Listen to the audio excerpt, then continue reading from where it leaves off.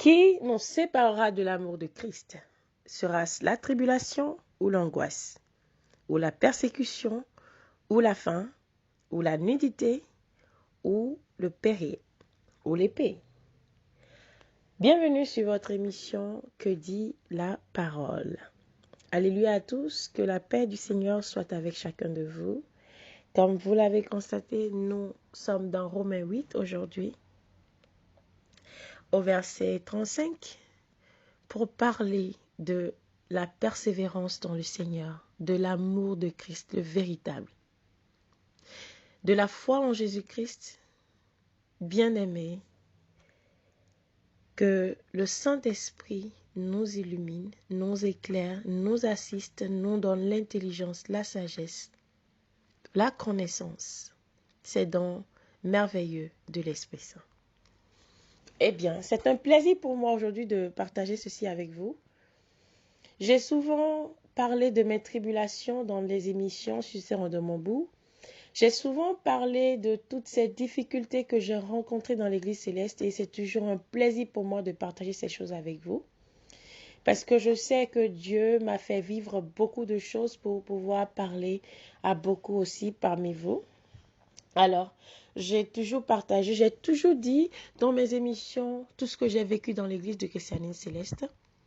Et aujourd'hui, je me réjouis de cette tribulation parce que ça m'a formé.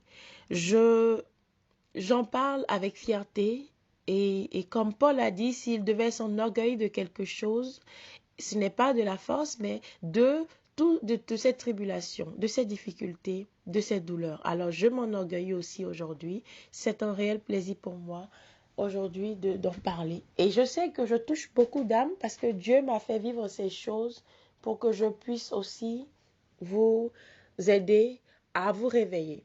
Aujourd'hui, je trouve que c'est un grand dommage dans l'Église céleste que beaucoup de gens sortent de l'Église, non seulement de l'Église, mais partout. Je rappelle la première mission d'Oshofar, ce que Dieu lui a confié comme mission, c'est de ramener les âmes qui s'égarent, parce que l'Éternel lui a bien dit que dans le monde, les chrétiens, quand ils sont confrontés aux difficultés de ce monde, eh bien, ils vont voir les féticheurs, les choses de ce monde les sectes, et après, leur âme se perd, et quand ils meurent, ils croient être dans le Seigneur, mais ils ne le sont plus, et leur âme a été vendue au diable. Ça, c'est la mission de Shofar, la mission que Dieu a confiée à la Sainte Église. Alors aujourd'hui, nous sommes là aujourd'hui pour remettre sur pied cette mission-là. Nous sommes là pour accomplir cette mission-là. Et peu importe ce qu'on peut penser, peu importe ce qu'on peut dire, mais nous le ferons et l'Éternel sera toujours notre soutien parce qu'il nous a envoyés. Et pour ma part, ma façon aujourd'hui d'accomplir cette mission, c'est de partager avec vous souvent mes tribulations, de vous amener la véritable parole de Christ, la véritable parole de Christ, celle-là même qui nous réveillera, celle-là même qui nous donne l'intelligence, qui nous donne vraiment la force dans les tribulations. Beaucoup de chrétiens, réellement, quand ils sont confrontés aux difficultés, se découragent. J'ai entendu parler d'une dame la dernière fois et une maman me racontait un peu qu'elle lui parlait. Elle est céleste, mais aujourd'hui, elle a beaucoup de tribulations dans sa vie, dans ses affaires, et elle se décourage. Elle a même dit à la dame qu'elle ira voir un féticheur si elle trouve un moyen même de finir avec ses ennemis, elle le fera. Alors aujourd'hui, elle renie le fait qu'elle soit céleste parce qu'elle en a marre. Et c'est pourquoi nous nous battons. Dieu m'a permis dans mon ministère de voir beaucoup de célestes qui étaient vraiment désespérés et qui sont allés dans les églises, dans les autres églises. D'autres carrément sont en train de faire des choses juste pour pouvoir survivre. Par la grâce de Dieu, nous avons ramené beaucoup, mais d'autres, ces gars, parce que ils sont vraiment découragés de l'église, parce que ils sont découragés vraiment par cette église, parce que cette église même est la base même de nos problèmes. La base même de beaucoup de problèmes dans le monde. Les chrétiens célestes rencontrent beaucoup de problèmes, mais ce n'est pas de dehors, c'est à l'intérieur. Moi-même, venant fraîchement du monde, Hein, fraîchement du monde, un monde où on est aimé quand on rentre et qu'on voit la jalousie, la haine que vous avez, surtout quand vous êtes appelé à travailler dans l'église, vous n'allez pas à l'église et vous retournez à la maison. Quand vous êtes juste, vous êtes appelé à servir Dieu dans son temple, c'est vraiment pénible, c'est vraiment difficile, la jalousie, la haine, tout ça. Mais non seulement ça, il y a une dame que j'ai aussi entendu parler, je ne la connais pas personnellement, mais c'est toujours une maman qui la connaît et qui la connaissait sur une paroisse avant, elles allaient ensemble. Et cette dame, elle a tout perdu. Elle a tout perdu parce que la paroisse sur laquelle elle était, le monsieur, il est sorcier. Bon, il n'est pas sorcier pour autant. Il serait déjà sorcier à coup sûr. Mais il travaillait avec un alpha. Et le alpha, lui, il créait des problèmes dans la vie des gens. Et lui, il venait jouer au pompiste. Comme on dit, ils allument le feu et après ils viennent jouer au pompiste. Donc eux-mêmes, ils créent vos problèmes et après ils viennent jouer à ceux qui sont en train de, de, de, de, de, de vous guérir, de vous soigner, de vous aider. C'est dommage. C'est comme les faux pasteurs des autres églises que vous voyez. Ils payent des gens et puis les gens viennent et puis ils inventent des choses qu'ils ont fait des miracles. Ou eux-mêmes, ils sont là à la cause de vos problèmes. Et après, ils viennent jouer toujours au sauveur. Donc, c'est pénible. Mais aujourd'hui, vraiment, ces derniers temps, je suis abattue par les nouvelles que j'entends autour de moi, la déception des gens, la tribulation qui est tellement beaucoup que on est prêt à abandonner Christ, bien-aimé. Bien-aimé, Christ t'aime. Le Christ t'aime. Le Christ, il est vivant, il n'est pas mort. Mais qui a dit que le chrétien ne doit pas être confronté à des difficultés? Qui t'a dit que parce que tu es chrétien, tu ne vas pas souffrir? Qui t'a dit? Est-ce que tu as lu quelque part? Le Christ même t'a dit que le serviteur n'est pas plus grand que son maître. Que ce qu'on lui a fait, on nous le fera aussi. Alors, qu'est-ce qui fait? Qu'est-ce qui t'arrive aujourd'hui pour que tu abandonnes le Christ, tu abandonnes l'église de Dieu parce que tu as des tribulations? Je dis, je suis la mieux placée pour vous parler de ces choses. Je suis la mieux placée pour vous reprendre dans ce sens parce que j'ai vécu dans cette église. Quand j'ai fait l'émission de Gérard dans Cicéron de Montbourg, quand j'ai raconté ces choses, vous pensez que c'est un plaisir pour juste pour m'amuser que je viens le dire? Non, je raconte parce que je sais qu'il y a beaucoup de gens dans ce cas-là. Mais moi, je vous dis, j'ai vécu ça et je demeure dans l'église céleste. Je suis dans la soutane, je suis fière de l'être. Et je sais que rien n'enlèvera ma soutane et rien ne m'enlèvera l'amour de Christ. Aujourd'hui, la parole nous dit, dans Romains 8, verset 35, qui nous séparera de l'amour de Christ? Qu'est-ce que tu appelles l'amour de Christ? Est-ce que toi, tu aimes Christ? Toi qui es confronté aujourd'hui aux difficultés et qui sors de l'église de christianisme céleste, qui t'a dit que c'est ailleurs que Christ est? Christ est ici. Si tu ne sais pas qu'il est ici et si tu penses qu'il est ailleurs, alors tu iras ailleurs. Le problème viendra, tu quitteras encore. Toi qui abandonnes le Christ aujourd'hui pour aller faire des gris. Qui t'a dit que Christ, l'amour de Christ est fini? Il est infini, l'amour de Dieu. Mais c'est toi qui n'aimes pas Jésus. Vous savez, je disais au frère la dernière fois en prière, et moi, dans ma prière silencieuse, j'ai commencé à dire, Seigneur, tu sais, je t'aime tellement. Parce que j'ai l'habitude de dire ça à mon Dieu, c'est de lui révéler mon amour, de vraiment, c'est mon époux, quoi. Et j'ai l'habitude de dire, et je lui disais, Seigneur, tu sais, je t'aime tellement. Je t'aime, mon Dieu, tu sais que je t'aime. Je t'en prie, ne permets pas que mon âme s'égare. Tu sais que je t'aime, Jésus. Et je disais ça, et il me montre dans la vision, en même temps quand je priais, j'ai vu un couple, une femme et un homme. Et l'homme, lui, il se gênait à faire des fleurs, de jolies fleurs pour la femme. Et la femme, elle, eh bien, ce qu'elle a fait, elle a fait seulement d'une manière sans esthétique, sans vraiment prendre soin et remettait à l'homme. Et elle a déposé ça là. Et pendant que l'homme, lui, il a fait tellement joli et il lui donnait encore et encore. Il fabriquait les fleurs de ses propres mains pour lui donner. Moi, j'ai compris automatiquement une chose. J'étais en train de révéler mon amour à Dieu. Mais Dieu me dit, non, tu ne m'aimes pas plus que je t'aime. Est-ce que vous comprenez? C'est ce que j'ai compris dans la vision. Tu ne m'aimes pas plus que je t'aime. Moi, l'amour que je donne à Christ, c'est rien par rapport à ce qu'il me donne. C'est ce qu'il veut me montrer. Il me dit, tu m'aimes, tu dis que tu m'aimes, mais je t'aime plus que tu ne m'aimes. Je t'aime autant plus, je t'aime plus. Alors je dis, c'est merveilleux. Et en revenant de la vision, j'ai commencé à rire. Là, franchement, j'ai dit au Seigneur, je sais que tu m'aimes plus que je t'aime, plus que je ne t'aime. Et vraiment, je suis heureuse de savoir. Vous savez, j'ai toujours vu le Christ comme étant mon époux. J'ai toujours vu le Christ comme étant là, toujours à vraiment me soutenir, c'est merveilleux. C'est merveilleux. Il est notre époux. Il est notre époux, le Christ, réellement. Il est notre époux. Il nous montre son amour. Si vous voulez vraiment découvrir l'amour de Christ, c'est parce que la foi est ratée aujourd'hui. La foi est ratée. Comme 2 Pierre l'a dit, 2 Pierre 2, je vous promets que la foi est ratée. Nous sommes dans un monde virtuel. Je peux vous le dire, le vrai monde est ailleurs, mais nous sommes dans... L'Église aujourd'hui, la chrétienté est passée à côté de l'adoration de Christ, passée à côté de l'amour de Christ. Il n'y a que ceux qui le cherchent réellement qui le trouvent. Il se révèle à certains, ceux qui l'aiment infiniment. J'aime Dieu, je l'aime de tout mon cœur, de tout mon être. Je dis toujours, je suis prête à mourir pour toi, Jésus. Je suis prête à mourir pour toi. Prends ma vie, prends-moi. Seigneur, prends-moi, fais de moi ce que tu veux. C'est ça que tu devrais dire. Et dans la tribulation, garder ce courage-là et te dire, comme Paul a dit dans Romains 8, qui nous séparera de l'amour de Christ? Il a demandé, sera-ce la tribulation, bien-aimé? Sera-ce la tribulation? Ne vous ai-je pas parlé de mes tribulations? J'en ai connu dans l'église, j'ai souffert. Au moment où j'ai souffert, jusqu'à je me disais que c'était fini. Voilà, la tribulation commence encore dans ma famille. Ça me rappelle Jérémie aujourd'hui. Jérémie se plaignait des autres. Dieu lui dit, mais ta maison, la maison de ton père est encore pire. Est-ce que vous comprenez? C'est dans le Seigneur, vous êtes élus, c'est comme ça. Michée 7 dit, vous aurez pour ennemi les gens de votre maison.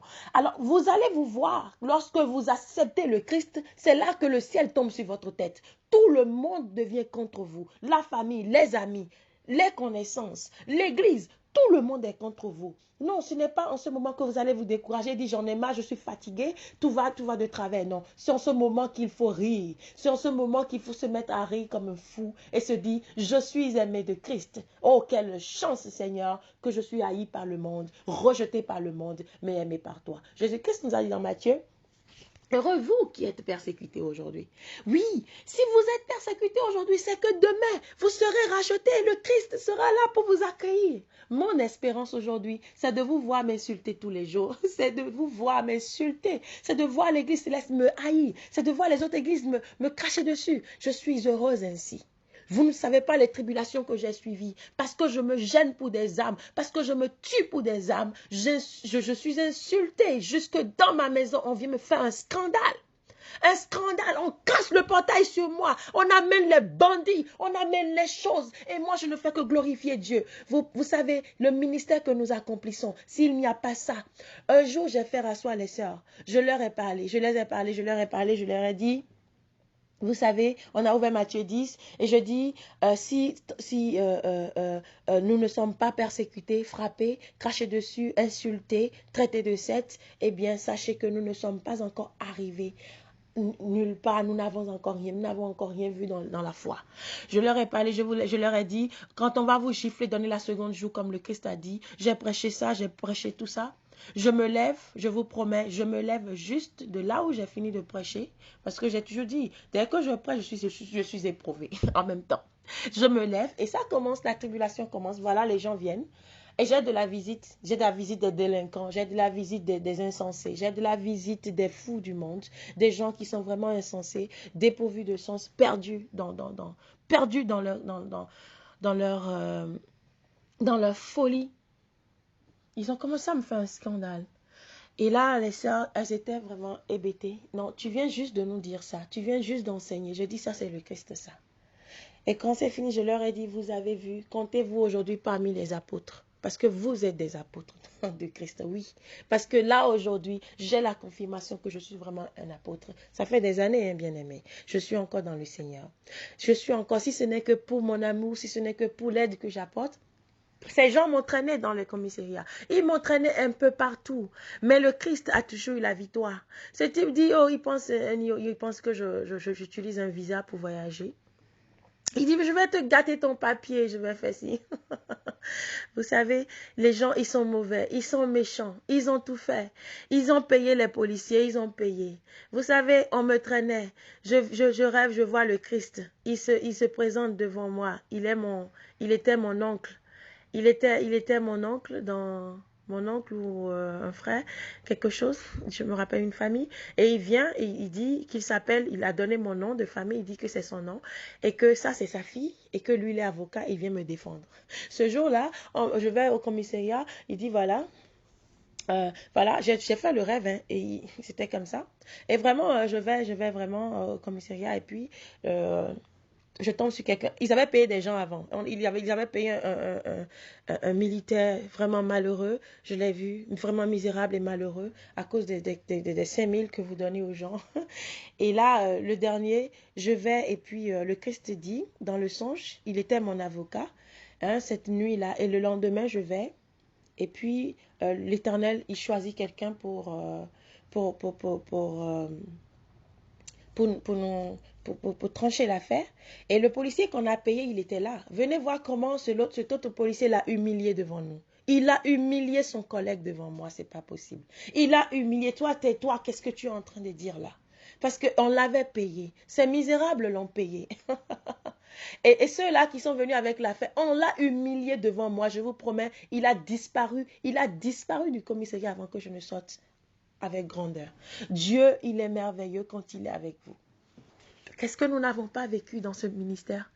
Et vous pensez que parce qu'il y a ça, je vais aller me reposer. Oh, Satan, il me connaît, le diable me connaît. Satan me connaît. Il sait que je suis une femme. Tu as dit, la femme ne fait pas le ministère de Dieu. Je suis une femme. Mais Dieu m'a dit, ce n'est pas l'esprit d'une femme qui est en toi. Et c'est pourquoi il m'a donné le courage. Il n'y a rien que Satan lui-même, votre père, peut faire pour me décourager dans le ministère de Dieu. Je vous promets. Il n'y a rien que le diable même, votre père, devancier de l'église céleste, vous les petits misérables de l'église céleste qui y tentez. Il n'y a rien que votre Père, Satan, a fait pour nous enlever de l'amour de Christ. Il a tout essayé. Il a tout essayé. Il a échoué. Il continue parce qu'il ne se décourage pas. Regardez avec le Christ. Il a fait jusqu'à clouer le Christ sur la croix. Mais sans savoir qu'il était lui-même, Satan, dans le piège de Dieu, en train d'accomplir la volonté de Dieu comme ça. Bien-aimés, j'ai vécu beaucoup de choses. Ces choses, je ne vous ai jamais racontées, n'est-ce pas? Je vous ai toujours dit, je viens ici, je joue à la petite fille. Mais mon âme a subi beaucoup de choses. On a eu beaucoup d'expériences dans le Seigneur, beaucoup de douleurs, beaucoup de tribulations. Est-ce que moi, qui viens te parler comme ça, je serai de mon bout?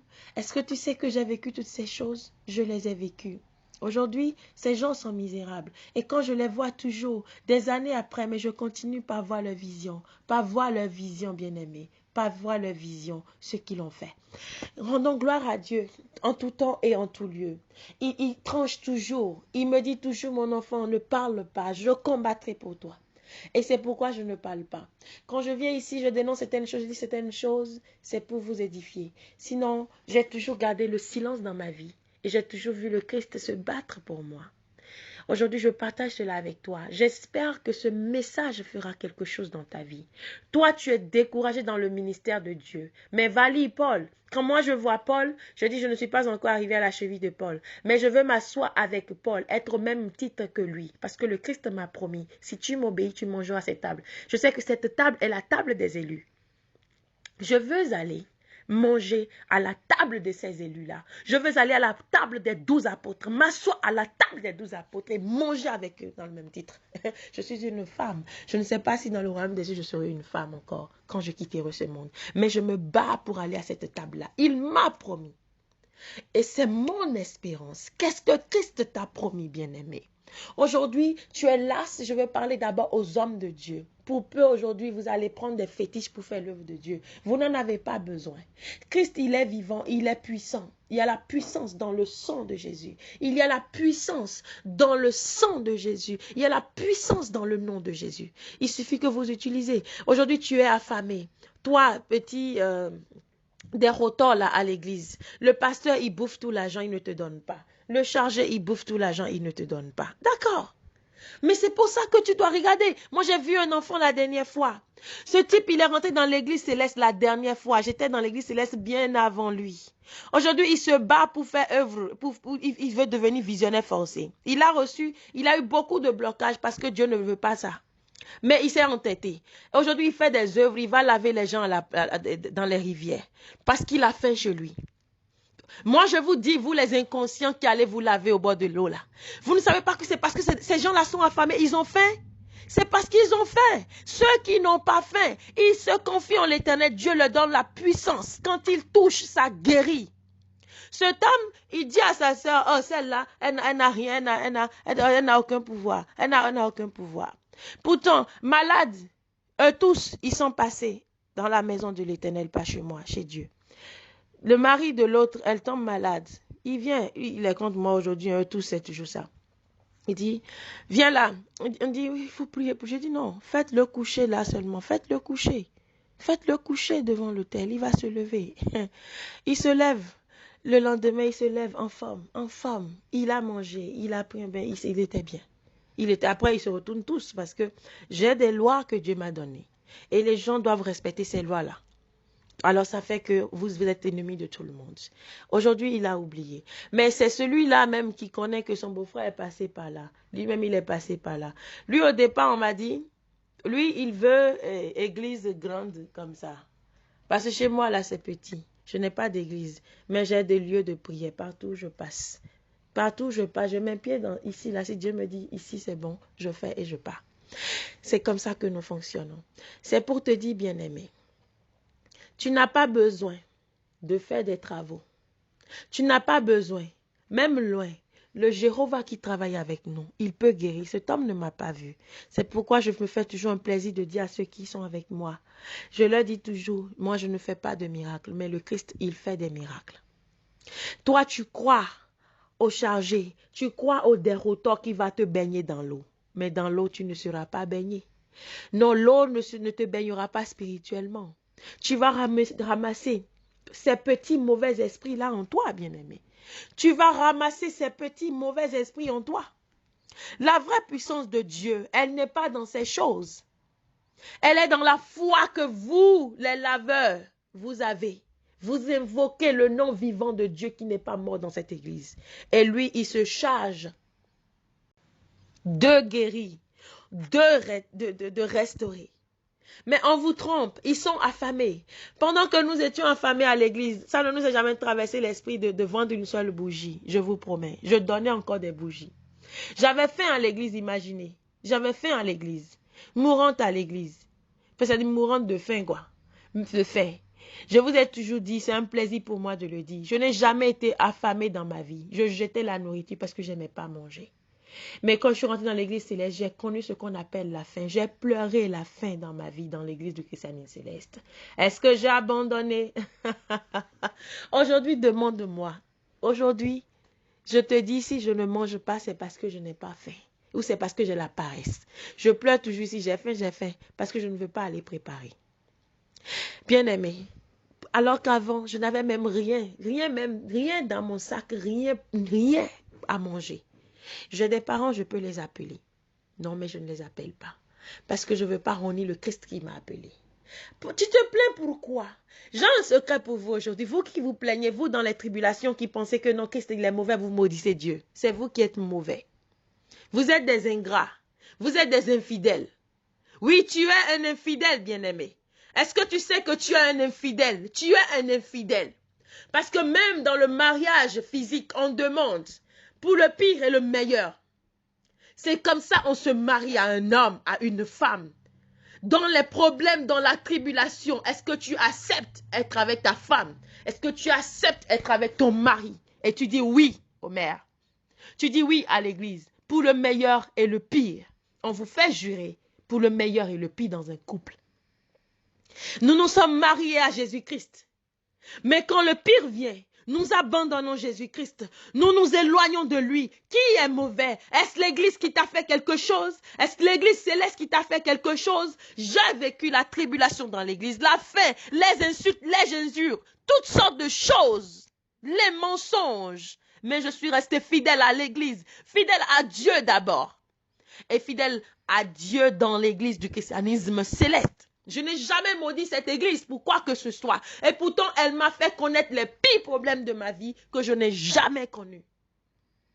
Et je suis toujours fière d'être céleste. Et je le serai toujours. Parce qu'aucune église ne nous amène au ciel. C'est ta foi qui te sauve.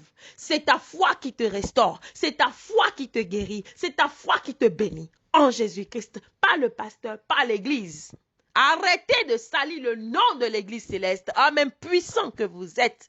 Infidèle.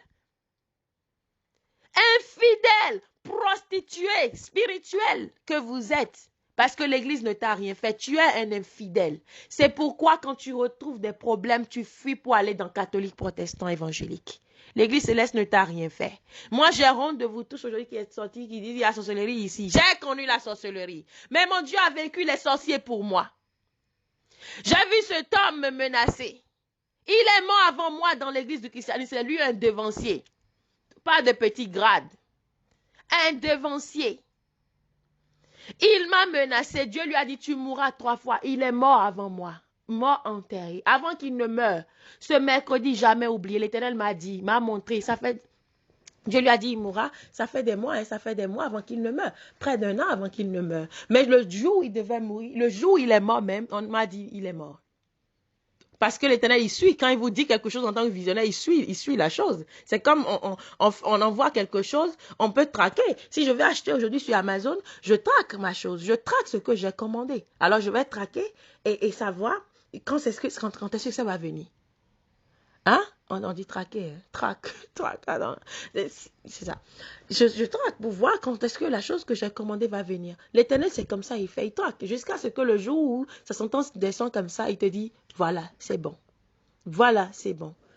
Il m'a dit, voilà, c'est bon, il est mort, pas lui seul. Beaucoup de ceux qui m'ont persécuté, je les ai vus mourir, je les ai vus dans les tribulations, je les ai vus bien aimés. C'est parce que tu ne sais pas chercher l'Éternel.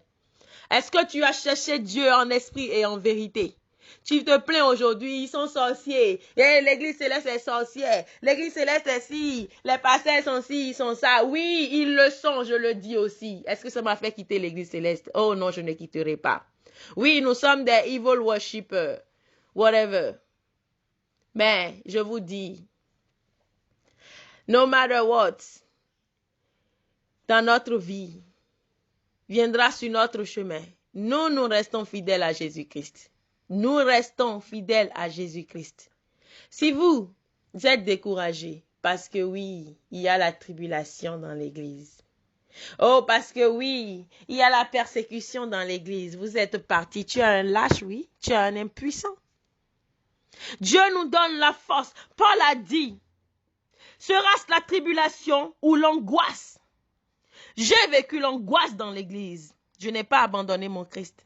Ou la persécution, j'ai été persécuté, insulté, humilié devant tout le monde en ayant raison. Et le ciel m'a donné raison aujourd'hui. Dieu les a confondus, tous ceux-là. Il a dit, je les confondrai, tes ennemis. Il les a confondus. J'ai vu. Je vous ai raconté seulement une petite partie de Main des Bois là-bas. Dans l'émission de Gérard, Jésus me voit, blablabla. J'en ai raconté un peu. Cette femme sorcière qui s'est liée avec Gérard, ils ont dit, je vais t'humilier le premier jeudi devant tout le monde. Where are they? Où sont-ils now? Ils sont là. Hein? La femme a été chassée en continuant son ministère ailleurs. Lui-même, il est là. Son église a été détruite. L'Éternel dit toujours, et il l'accomplit. Si vous êtes honnête, si vous croyez en lui, si vous l'aimez de tout votre cœur, vous ne serez jamais confus et honteux. Ils ont tout fait pour me détruire. Bien après que je sois parti, jusqu'à aujourd'hui. Ce que j'ai dit la dernière fois, ils se sont encore levés déjà.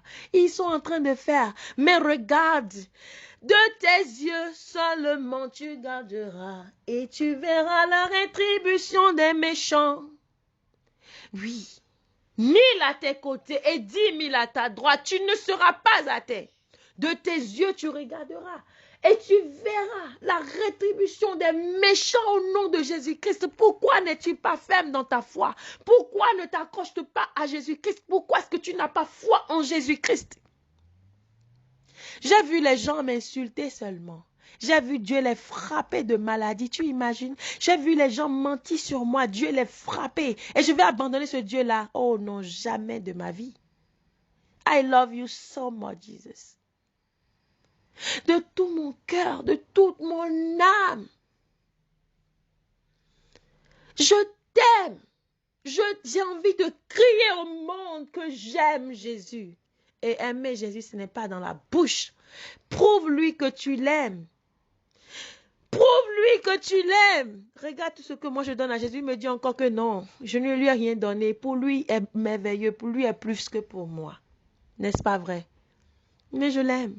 Je l'aime, bien-aimé. Je l'aime, j'aime Jésus. Est-ce que tu l'aimes autant? Si tu l'aimais, tu n'allais jamais le maudire dans la tribulation. Tu n'allais jamais, jamais cesser d'aller à l'église te décourager. Même si tu ne vas pas à l'église, c'est pas important. Mais là, prie. Accroche-toi à Jésus. Ne n'enlève pas la soutane. Sois fidèle. Aujourd'hui, tu es protestant. Demain, tu es évangélique, prostitué, va. Après, demain, tu es chez les boconos, les féticheurs là-bas. Après, demain, là, toi, tu es dans tel endroit, dans les sectes. Tu n'as pas honte. Et toi aussi, tu dis que tu es chrétien. Est-ce que l'Église céleste vous a fait quelque chose? Oh non. On a dit toujours qu'on vous envoie parmi les loups. Comment voulez-vous que la parole de Dieu s'accomplisse? Comment voulez-vous que la parole de Dieu s'accomplisse dans vos vies si elle ne s'accomplit pas dans le monde? Si ce que Christ a dit ne se passe pas, comment cette parole sera puissante en vous? La parole de Christ, elle doit être puissante d'abord. En vous montrant les choses qui ont été dites. Et c'est là que vous utilisez cette parole-là pour pouvoir avoir la victoire. Le Christ a dit, vous serez haïs, rejetés. Alors, est-ce que ce n'est pas le cas? Oui, nous le sommes. Moi, je ne veux pas l'amour de quelqu'un. Hein. Je ne veux pas l'amour ni l'amitié de quelqu'un. Je veux Dieu. Only Jesus. Only God. Cherche seulement Dieu. Et tu verras comment tu vas le trouver. Approchez-vous de Dieu, il s'approchera de vous, a dit le Seigneur. Pas Jacques, n'est-ce pas? Pierre aussi l'a dit. L'Éternel l'a dit dans ses révélations. Bien-aimé, Paul a dit, serait-ce la fin qui va te séparer de l'amour de Christ? C'est dans Romains 8, 35. J'ai connu la fin dans l'église céleste, je te promets. Mais je n'ai pas quitté Dieu. Je n'avais pas un franc pour payer à manger. Mais ma fierté, je ne peux pas appeler mes soeurs, je ne peux pas appeler mon père pour dire envoie-moi de l'argent. J'ai accepté souffrir. Souffrir pour Christ. C'est comme ça que nous sommes récompensés dans les cieux, ici d'abord et dans les cieux, quand nous quitterons cette terre-là. J'ai connu la fin, je te dis. La faim, tu imagines, quand on me donne à manger à la maison, je surveille ma tante. Quand elle dort, je jette la nourriture. Quand elle est là devant moi, les gens sont là en train de parler, je prends la nourriture comme ça, je n'étais plus un enfant. Grande fille. Parce que je ne veux pas manger. Je jette sous le fauteuil, après je vais ramasser quand on dort pour aller mettre dans la poubelle. Je n'aimais pas manger. Ah oui, Jésus Christ, j'ai fait tout ça, Dieu, pardonne-moi. C'est mauvais de faire des choses comme ça. Jeter la nourriture, je n'aimais pas manger. J'ai connu la faim dans l'église. Je me rappelais de toutes ces choses. Je pouvais m'asseoir au Sheraton, je commande ce mets, je dis non, il ne me plaît pas. Donnez-moi cet autre mets. Ou bien on dit, ah, on va essayer ceci pour voir ce que ça donne. On envoie, je dis non, je ne veux pas, je ne veux pas. Vous voyez combien ça coûte un plat au Sheraton? Mais je venais, je l'ai déjeuné là-bas. Presque tous les jours, tous les midis. Dîner encore. Je jouais avec la nourriture sans connaître la valeur de la nourriture. Et j'ai connu la faim. J'ai connu la faim. J'avais à manger dans mon frigo, congélateur, tout. Je disais aux amis, viens manger, j'ai préparé. Demandez-leur. Si les gens diront aujourd'hui, je disais aux gens, tu viens manger aujourd'hui, je vais préparer. Telle chose. J'ai une amie qui m'appelait, qu'est-ce qu'elle disait déjà? Bizarre, bizarre. Parce que je créais les nourritures, je créais des choses bizarres. Elle m'appelait, elle est nigériane, elle m'avait nommé bizarre, bizarre. Des choses, je créais toutes sortes de nourriture. Et cette mois-là, j'ai connu la faim dans l'église céleste, je vous promets. Je n'avais pas quoi manger. Je n'ai appelé aucun ami pour lui demander, donne-moi 1 centime. Non. J'ai été fidèle à Christ. Je savais que c'était une formation. Ça fait partie de mon amour pour lui. Ça fait partie de mon amour. J'ai toujours dit aux frères, autrefois, quand j'étais encore dans le monde, j'étais bien. J'ai toujours rêvé de la pauvreté. J'aimais la pauvreté. Je sentais que mon esprit désirait la pauvreté. Je sentais. Et j'ai toujours dit, je veux être pauvre.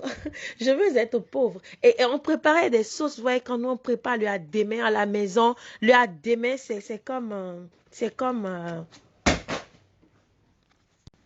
Eh bien, la sauce, elle est remplie de tout, de crabes, hein, de la peau du bœuf, vous savez, des choses, des choses, voilà, c'est dans nos mets euh, africains, hein, euh, euh, euh, euh, euh, euh, avec le poisson, la viande, les crevettes, toutes sortes de choses. Et la sauce, c'est-à-dire, c'est pas possible, quoi.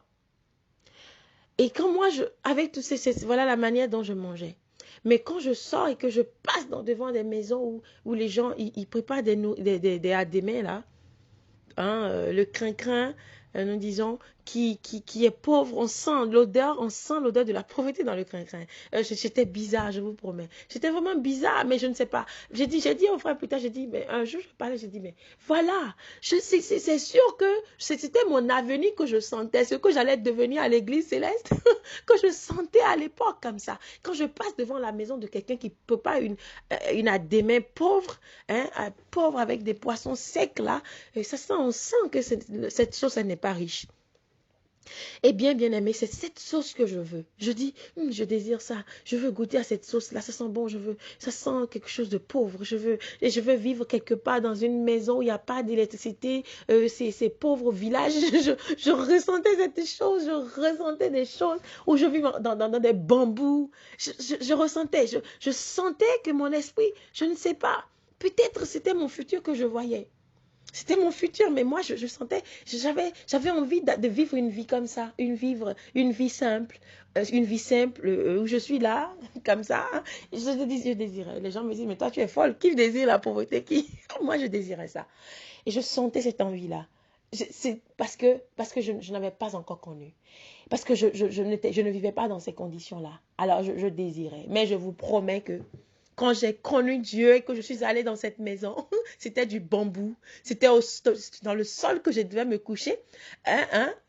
C'était au sol quand tu devais se coucher. Je n'en pouvais plus. Je n'en pouvais plus. Et tout ce rêve-là qui désirait aller dans les maisons comme ça, vivre comme ça a disparu. Je commençais à pleurer. Et je me voyais me coucher par terre sur une natte. Et je vous promets que une natte encore, vous vous couchez dessus. On vient vous tirer la natte. On vous chasse encore du sol où il y avait les vers qui vont vous ronger encore. Le sable. Et on vient encore disputer cette place avec vous. Dit, c'est ma place ici. Je me couche. Les anges m'ont dit, dès que je suis arrivée, que je dois me coucher devant l'autel là-bas. Pas ici, avec il y avait une place où on mettait, les visionnaires restaient. C'est là que je devais rester. Après, ils ont commencé, ils vont le voir, hein, lui qui gérait là à l'époque, ils vont le voir, je ne sais pas comment elles font, leurs filles, les filles, vous savez, les femmes dangereuses, comment elles font, et les femmes dont parle le proverbe aux paupières là, décorées, et puis c'est fini, et puis tu es couché, tu dors, on te réveille, on te dit de te lever de là. J'ai vécu tellement de choses, tellement de choses. Dans le sable où nous nous couchons, on se battait encore pour le lieu. C'est pas possible. Vous avez laissé votre lit, vous avez laissé votre maison, vous venez quelque part encore qui n'est même pas confortable. On vous insulte encore pour ça, bien-aimé. Je n'ai jamais dit merde est partie. Je n'ai jamais dit j'en ai marre est partie. Vous imaginez?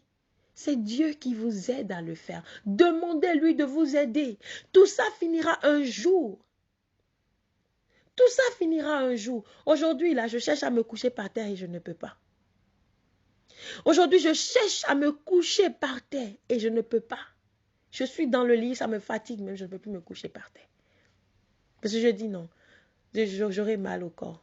Parce que vraiment, quand je me couche, ça m'a mis vraiment longtemps avant de dormir. Quand je suis partie à l'église céleste, on devait dormir par terre. Il m'a vu un jour, il m'a dit, toi tu ne dors pas? Je dis non, quand je me couche, j'ai mal partout, au corps. Il dit, ah, c'est maintenant tu vas savoir pourquoi tu es venu dans l'église céleste. Oui, parce que oui, c'est comme bienvenue dans la souffrance, bienvenue dans la misère, dans la galère. J'ai accepté ça. J'ai accepté. Mais tout de suite, je vous promets, j'ai commencé à manger ce crin-crin-là de pauvre, sans rien. Je l'ai mangé, je l'ai expérimenté. Et là, je dis, bon, peut-être que c'était mon futur que je sentais. Parce qu'à l'époque, j'avais la vision aussi, je voyais les choses à venir. Peut-être que je ne savais pas que j'étais en train de voir ce que je vivrais sous peu. Ce que je vivrais. Et à partir de cet instant, ça a commencé à changer. Je n'avais plus des visions de souffrance que je voulais, mais j'avais commencé à avoir des visions d'aisance encore, où j'étais encore mieux que par rapport à ce que je vivais là. Et puis ça s'est encore réalisé dans ma vie. Donc, bien aimé, je vous en prie, la tribulation, c'est merveilleux dans le Seigneur. Ce n'est pas la faim qui va nous éloigner de Dieu. Ce n'est pas la faim qui va nous éloigner de Dieu, bien aimé, ni les tribulations de ce monde. Mais, c'est-à-dire, nous devons nous accrocher, au contraire. Paul demande, où la nudité? Est-ce parce que tu es nu? Est-ce que tu es nu? Cette nudité, je t'en prie, ce n'est pas forcément que tu sois nu à marcher dans la rue nue. Mais non, non. Mais cette nudité peut être spirituelle. Est-ce parce que aujourd'hui tu étais si riche, tu étais si bien, par exemple, avoir ma manière de m'habiller autrefois? Est-ce que par rapport à ce que je suis rentrée dans l'église, est-ce que je ne peux pas me comparer? Je ne peux pas comparer les deux. C'était différent. Parce que autrefois, je m'habillais vraiment, vraiment, vraiment, dépensais dans l'habillement. Mais ce n'était plus la même chose. Parce que tu vas voir que les gens m'humilient, c'est la nudité aussi. Les gens m'humilient, m'insultent, tu ne vois pas si. Est-ce que tu vas te dire là, à ce niveau-là, non, eh bien, je souffre. Je suis nulle, je suis humiliée. C'est pour ça? Non. Est-ce parce que tu n'as pas de quoi porter que tu vas abandonner le Christ? Non. De quoi porter? Je n'ai jamais été nue dans l'église. Mais je vous promets que j'ai porté des choses qui n'avaient pas de valeur. Aujourd'hui, I don't care anymore. C'est comme, aujourd'hui, je m'en fous. Mais à l'époque, je n'avais même pas. Aujourd'hui, j'ai les moyens de me payer des choses. Mais même aujourd'hui, quand on veut m'offrir quelque chose de cher, je refuse, je ne veux pas. Je refuse. Je dis toujours à ma soeur, quand elle me prend quelque chose, je dis non, je ne veux pas cette chose, j'aime pas ça. Je ne veux pas, c'est trop cher. J'aime pas. Je ne peux pas accepter de cadeau, quelque chose de cher non plus. Mais hier, je ne pouvais pas. Je pouvais juste me payer quelque chose. J'étais limitée dans les choses. Même mes choses du monde, quand je les ai abandonnées, je devais retourner à la maison où je les ai laissées pour chercher. Les anges n'ont pas voulu que je retourne. Alors qu'il y a une tante qui me dit, hey, à Jésus me voit, les gens ne respectent pas. On ne respecte pas ici. Il faut aller prendre tes habits. Toi qui t'habillais, tu n'es pas à ça. Hein? Tu n'es pas à ça. Va prendre tes habits. S'ils ne vont pas te respecter, ils vont penser que tu n'as rien. Regarde, tu vas être toujours dans les mêmes choses ou porter des choses sans valeur. C'est pas toi ça. Si tu ne t'habilles pas dans cette maison, on ne te respecte pas. Vous imaginez, regardez-moi cette image, une description d'une église de Dieu, remplie de la puissance de Dieu. Si tu ne t'habilles pas, on ne te respecte pas. Mais tout de suite, je n'étais pas encore arrivée à ce moment à me dire non, je ne suis pas venue ici pour m'habiller. J'ai dit ok, d'accord, j'irai chercher. Mais chaque fois, il y avait un blocage, chaque fois, il y avait un blocage. Mais le jour où je me suis décidée maintenant à récupérer mes affaires, mes choses matérielles, parce que je fais beaucoup de choses matérielles. Ce jour, je dors et je rêve que je suis allée pour prendre mes choses. Ma valise, elle était vide. Ma valise, elle était vide et j'ai vu de l'eau dans ma valise avec 7 bougies enroulées dans les papiers que nous faisons pour pouvoir prier. J'avais trouvé 7 bougies dans la valise avec de l'eau dans la valise. Tous mes habits avaient disparu. Et arrivé là, j'ouvre la valise et je trouve la bougie et de l'eau dans la valise et j'ai commencé par pleurer. Je pleurais à chaudes larmes et je me suis réveillée avec les larmes aux yeux. Et je chantais Au vent ouais non beton non do drag bessa et ton don non bession do coulé. Je chantais ça. Je chantais ça et je disais que non, vanité, que le monde, que l'homme s'abandonne au bien de ce monde. Nous connaissons œuvrons pour la sanctification de l'âme.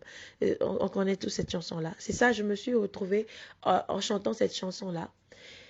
Franchement, C'était pénible pour moi ce matin et je ne connaissais pas encore. Je chantais en gon. Over, ouais, non, better, non, doja, ouais, ça. Je chantais en gon et le troisième couplet, je crois que c'est trois couplets, hein. Le premier, mi-oiseau, non, oui, et puis on dit, euh, Michel, oui, oui, c'est trois couplets, hein.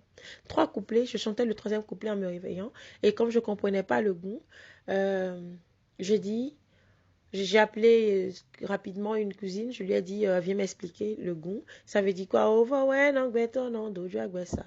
Elle me dit, bon, vanité, des choses comme ça. Elle a expliqué. Je dis, oh, attends, qu'est-ce qu'ils sont en train de dire? Ils veulent dire que je ne dois pas acheter mes choses, que je dois laisser mes choses comme ça. Qu'est-ce que je vais porter? Parce que j'ai plus d'argent, je ne travaille plus. Je ne travaille plus. Je ne travaille plus. Et je ne fais plus de commerce. Je travaille, je faisais mon commerce. Mais là, je n'ai plus rien. J'ai abandonné. J'ai maillé de tout abandonner. J'ai abandonné mon bar, ma boutique, tout. J'ai abandonné. J'ai abandonné le travail. J'ai tout abandonné. Tout abandonné. Il m'a même pas dit, bon, garde travail et laisse le commerce parce que tu ne peux pas faire le commerce. Pour le bistrot, je sais que oui, je vends de l'alcool, je dois laisser. Mais non, Dieu m'a tout pris. Il a tout pris travail.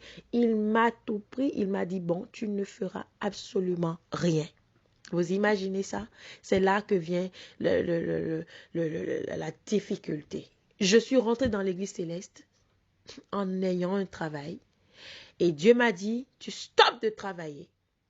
J'ai stoppé, j'ai obéi automatiquement. Et qu'est-ce que je devais manger en ce moment-là? Pour la première fois, l'homme de Dieu me tend un billet de 5 000. Et quand je l'ai regardé comme ça, il dit, bon, il était à sa place, il ne m'a même pas attendu, il avait lancé ça là où j'étais. Parce qu'il aimait donner discrètement, donc c'est sûr. Donc il a lancé pas que d'une mauvaise manière, non. Ne prenez pas ça mal. Il a lancé parce que c'est quelqu'un, il est comme ça. Il ne voulait pas me tendre pour que les gens voient, quelque chose comme ça. Bien. Et je prends l'argent, je regarde et je me suis mise à pleurer. J'ai pleuré tout. J'ai pleuré ce jour. Je ne me suis pas levée du genou. Hein. J'étais à genoux. J'étais à genoux. Je suis restée là, la tête vraiment comme me prosterner, la tête au sol comme ça. Et j'ai pleuré. Personne ne pouvait savoir pourquoi je pleurais. Je pleurais pas parce que l'argent était petit pour moi, parce que pour moi, cet argent, ça ne disait rien. C'était pour acheter des friandises mais dans le monde. Donc, mais je ne voyais pas. J'ai toujours été reconnaissante quand on me donne. Je ne peux pas juger ce que la personne me dit de petit. Mais je ne pleurais pas ça. Je pleurais ma vie. Et j'ai dit, Seigneur, dorénavant, ma vie sera-t-elle ainsi? Je devais attendre des autres pour manger. Et même mon père, à un certain âge, je cessais d'attendre mon père. C'est pourquoi j'étais même déjà sur les bancs, je faisais le commerce. Déjà sur les bancs, je comptais des centaines de mille par jour. Parce que je voyageais, je payais et je venais vendre des choses. Et j'avais l'argent déjà sur les bancs. Donc, c'est pourquoi tout de suite, je me suis dit non, il faut que j'arrête même. Je veux rentrer dans le commerce. Je veux faire le business. Vraiment, je veux faire les affaires. Je ne veux pas attendre, même au boulot, recevoir un salaire à la fin du mois. Parce que j'ai connu l'argent très tôt. J'aime l'argent. C'est pourquoi j'aimais chercher l'argent. Je me suis retrouvée, moi, une femme battante, du jour au lendemain, sans travail. Sans rien. Sans rien. J'avais de belles opportunités devant moi. Je voulais, bien que je faisais le commerce, bien que je vendais, je me suis dit oui, le travail, mais pas un travail en temps plein, mais quelque chose, un contrat. Hein, j'avais souvent des choses de contrat. Vous me payez sur ce que je fais comme un agent. Donc, je faisais ça parce que je ne voulais pas m'asseoir et travailler. Donc, parce que j'aimais bouger, j'aime pas vraiment m'asseoir sur place, donc j'aimais bouger, donc je faisais ça. Et en ce moment, franchement, c'était vraiment pénible pour moi de me retrouver, moi, une femme qui n'aime pas rester sur place. C'est pourquoi j'avais des choses que je ne gérais même jamais même. Mais j'aimais créer, je bougeais, je bougeais, je bougeais. Et là, je deviens prisonnière du jour au lendemain. Je ne sors plus et je ne travaille plus. C'était pénible. Bien-aimé, qu'est-ce qui te séparera de l'amour de Christ? Arrête de comparer ta vie passée à la vie actuelle dans laquelle tu es. Tu as peut-être tout perdu, mais ce n'est pas trop tard. J'ai tout perdu. Je n'ai même pas fermé mes lieux de travail. Je n'ai même pas fermé moi-même de mes mains. J'ai envoyé, j'étais à l'église, on m'a interdit de sortir. J'ai dû appeler hein, un cousin et une cousine. Je dis, allez, euh, allez dans ma boutique, allez dans le bar, fermez tout. Fermez tout, ramenez les choses à la maison et voilà, comme ça, du jour au lendemain. Mais bien aimé, ça a été difficile parce que quel homme de Dieu va te donner? Voilà qu'après, il a commencé à me détester. Donc, est-ce qu'il allait me donner à manger tous les jours? Quelqu'un qui ne m'aime pas, qui n'aime pas. Les filles lui mentent toujours. Mais Ben va venir quoi. Il va venir d'une manière. Une fille m'avait déjà averti que les filles qui sont là, elles font le bakidja et puis elles font des choses pour que l'homme de Dieu te déteste. Or, je crois qu'on en est arrivé à ce niveau, mais moi, je ne leur donne pas cette gloire. Je dis, j'ai désobéi à Dieu parce que je l'aimais tellement, cet homme de Dieu, que je préférais toujours lui dire mes visions, que lui me donne la réponse des visions. Et là, je prenais pour lui, je laissais ce que l'Esprit me disait. Parce que je ne pouvais pas comprendre que toutes ces choses que je voyais venaient de ma tête. Je faisais la philosophie, parce que quand vous allez à l'école, c'est dangereux pour l'esprit. C'est vraiment dangereux pour l'esprit. Donc, je mélangeais la philosophie, je mélangeais beaucoup de choses à la science, à la vision, à ce don-là extraordinaire de Dieu. Donc, c'est lui, il me dit des choses. Parfois, il me dit non, c'est ça, ce que Dieu t'a dit. Il faut écouter ce que Dieu t'a dit. Mais parfois, je veux écouter de lui. Ah, et Dieu m'a dit un jour, donc tu préfères écouter la voix de mon serviteur que moi-même, l'Éternel. Entre mon serviteur et moi, qui est plus grand? Qui est-ce que tu dois écouter? Je te confondrai lui. Je te confondrai toi et lui. Je vous confondrai. Je vous confondrai. Et vraiment, Dieu nous a confondus. Dieu nous a vraiment confondus dans cette maison. Ça a été vraiment difficile pour moi. Je ne sais pas demander. Les filles demandaient toujours aux gens qui arrivaient à la prière, mais je ne pouvais pas. Je ne pouvais jamais me mettre à demander aux gens. C'était pénible pour moi. Et j'ai vécu la faim. Paul a dit ici, serait-ce la faim? La faim t'éloignera-t-il de l'amour de Dieu? Beaucoup ont refusé son parti. J'avais rien, j'avais tout perdu, je ne voyais pas ma famille, je ne voyais personne, plus rien, aucun soutien. Mais je ne me suis pas prostituée, je ne me suis pas vendue, je n'ai pas quémandé, je ne me suis pas humiliée non plus pour manger. Et aujourd'hui, Dieu m'a rehaussée et je ne demande pas pour manger jusqu'à aujourd'hui. Et je dis gloire, honneur soit rendu à l'Éternel Dieu. Je vais partager ces choses aujourd'hui pour te donner des frissons. Si tu as encore l'Esprit de Dieu en toi pour que tu vois à quel point celle qui est devant toi tout le temps a souffert dans l'église, mais qui reste fidèle à cette église et qui se bat pour cette église aujourd'hui. Je me bats pour cette église, c'est vrai. Je crois que ça va changer. Et je t'invite, toi aussi, je t'invite, n'est-ce pas, à être fidèle à Christ pour que toi aussi tu sois fortifié comme moi et que nous puissions vraiment mener ce combat ensemble. J'ai vécu beaucoup de tribulations, beaucoup de douleurs, beaucoup de choses. Tu t'habilles, j'ai abandonné là mes habits, on m'a dit, je suis partie réellement, je les ai plus trouvés, je ne les avais plus trouvés, aucun, mes verres, mes choses qui venaient souvent d'extérieur, j'aimais les bonnes choses de qualité, de valeur, tout perdu. Et là, ça m'a vraiment fait mal, j'ai reçu un choc comme dans le rêve. Mais aujourd'hui, qu'est-ce qui me manque? Rien ne me manque. Si quelque chose me manque, c'est que je ne veux pas cette chose.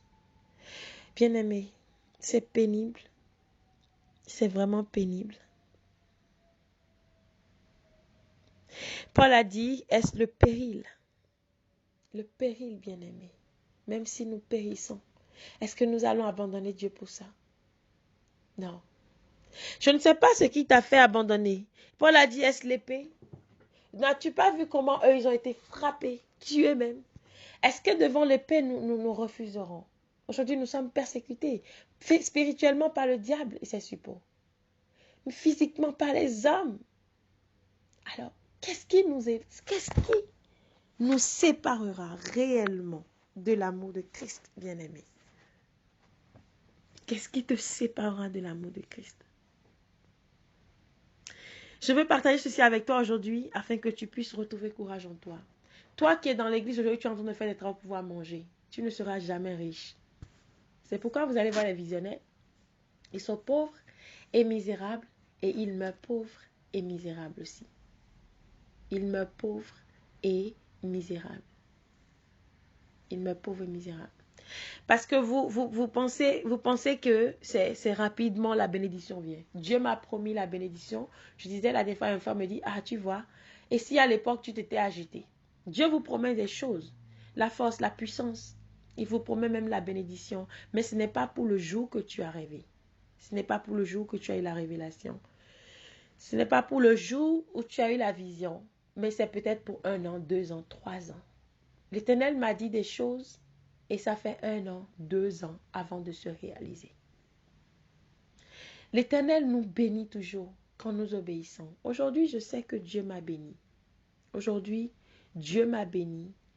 Et ce n'est pas fini. Il me bénira davantage, je l'ai toujours dit. Mais ma vie n'est plus comparable à celle d'hier. Aujourd'hui, je maigris beaucoup. Vous allez me voir parfois sur de mon bout, parfois maigre, parfois si. Oui. Pour une servante de Dieu, c'est normal. Mais autrefois, j'étais vraiment maigre. Mais après, j'ai commencé à prendre du poids quand j'ai commencé à être bien. Aujourd'hui, n'attendez pas que je sois grosse parce que je me battrais toujours pour ne pas être grosse. Je n'aime pas ça. Je mange mal aussi, hein. Mais bon. Vous voyez, mais aujourd'hui, je veux maigrir. Vous imaginez, alors que hier, je voulais grossir parce que les gens parlaient. La bénédiction de Dieu, ce n'est pas dans la chair. Ce n'est pas pour que vous soyez dans la chair belle ou bien que... Non. Demandez votre quotidien. Demandez votre quotidien à l'Éternel. Tu as perdu les affaires aujourd'hui. Let's talk about that. Tu as perdu peut-être tes affaires, l'argent et tout. Est-ce que c'est ça qui va t'éloigner de Christ? Non.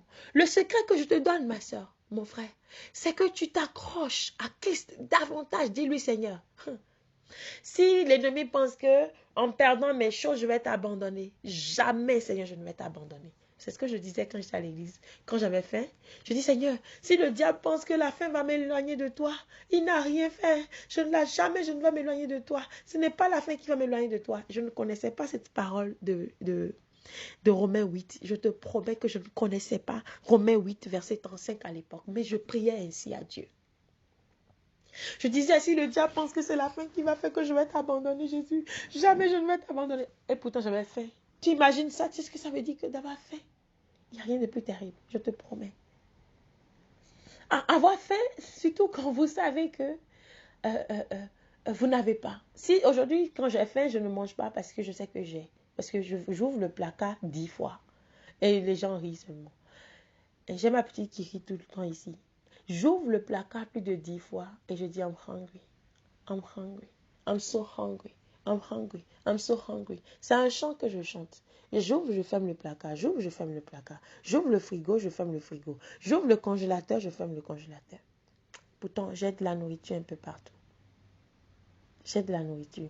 Mais je ne veux pas me lever à les préparer. Et je suis parfois fatiguée d'aimer. Donc, mais écoute, autrefois, j'en avais même pas. Aujourd'hui, ça ne me dit rien, je ne pleure plus. Mais hier, c'est parce que je savais que je n'en avais pas que je pleurais. Je n'en avais pas, alors je... C'est comme vous avez soif. Quand on coupe l'eau, vous avez plus soif que quand l'eau est là. Parce que quand parfois on nous coupe l'eau, c'est là qu'on sent qu'on a soif et on veut mourir de soif. Alors que tu peux rester une journée sans boire l'eau quand tu sais qu'il y a l'eau dans le robinet. C'est psychologique tout ça. Alors je vais te dire aujourd'hui que ne pas arriver à surmonter tes problèmes, c'est psychologique. C'est parce que tu focuses sur la chose. Alors ça gêne dans ta tête, ça agit dans ta tête. Il suffit juste que tu acceptes là où il faut que tu acceptes la situation que tu vis, que tu enlèves tes yeux dessus, que tu vives comme ça. C'est comme ça que Dieu te bénira. Bien-aimé. Il te suffit de tenir ferme dans la tribulation, dans les difficultés. Je continue ici. Paul a dit dans le verset 28 que toute chose concourt au bien de celui qui adore Dieu, qui aime Dieu. Alors, parfois, les tribulations nous arrivent parce que Dieu veut nous éprouver ou parce que Dieu veut peut-être nous épargner de certaines choses. Et ça vient toujours. Par exemple, je prends le cas d'une fille. Son père voulait la tuer, mais Dieu remet son enfant, son petit enfant à la place pour pouvoir l'épargner. Elle. Aujourd'hui, elle a d'autres enfants. Alors, tout concourt au bien de celui qui aime Dieu. Mais elle va pleurer et se dit, donc Dieu m'a abandonné. Mais Dieu, en fait, t'a épargné de la mort. Comme David. Dieu l'aime. Mais tout ce qu'il a fait comme péché, il devait payer. Et Dieu l'a épargné, lui, et a donné son enfant à la mort parce qu'il doit payer pour ce qu'il a fait. Et il est resté un bon roi après. Donc, tout concourt au bien de ceux qui aiment Dieu. Quelle que soit la tribulation dans nos vies, bien-aimés. Cela concourt toujours au bien, à notre bien. Parfois, nous payons nos péchés par la souffrance. Parfois, le diable veut amener quelque chose de terrible. Mais Dieu prend un petit pour pouvoir nous sauver. Regardez ce que moi j'ai vécu. Ça concourt à mon bien aujourd'hui. Parce que ces tribulations, ces difficultés m'ont formé aujourd'hui. Je n'attends rien du monde aujourd'hui. Je n'attends vraiment rien de la foi. Tout ce que j'attends, c'est l'espérance du royaume des cieux. L'argent, les choses de ce monde, vanité devant moi. Mais si Dieu ne m'avait pas montré ça, que je devais passer des jours sans mettre des boucles d'oreilles, sans mettre des bijoux, que je devais de vivre sans, c'est-à-dire le temps que j'ai fait là, sans boucles d'oreilles, sans bijoux, aujourd'hui, quand si j'ai les moyens de me payer du diamant, je le ferai encore. Parce qu'autrefois, j'aimais porter les choses de valeur comme ça. Alors que prendrais-je l'argent de Dieu pour faire? Pour acheter des diamants. Parce que j'aime les diamants, j'aime les pierres, j'aime vraiment les choses chères. Alors l'argent, aujourd'hui, je peux le prendre pour faire l'œuvre de Dieu. Mais non, je ne le prendrai pas. Je vais prendre pour aller m'acheter des choses. Donc vous voyez un peu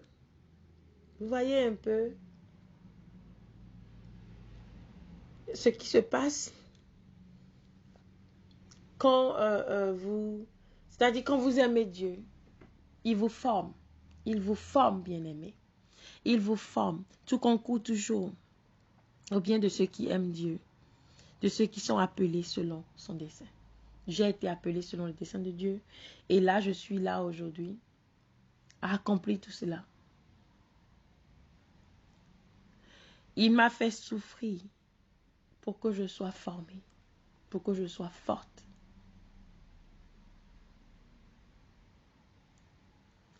Bien-aimés, je vais continuer ici rapidement et puis je vais vous renvoyer, je ne vais pas le lire, mais pour parler de mes tribulations, de tout ce que j'ai eu à vivre.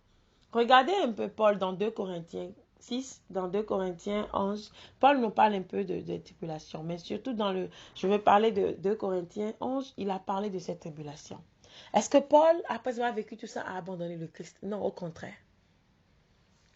Mais il nous explique dans 2 Corinthiens 6 beaucoup de choses extraordinaires que je vous invite à lire.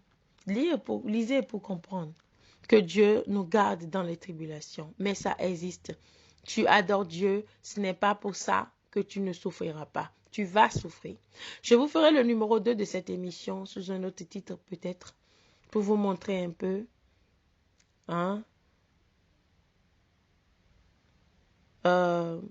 Pour reparler des choses, n'est-ce pas, des difficultés toujours, de la manière dont on va s'en sortir, les choses que, la force de s'en sortir dans ces cas-là. Mais pour l'instant, je veux juste que nous comprenions un peu ce que dit Romain. Hein, ce n'est pas parce que nous adorons Dieu que nous allons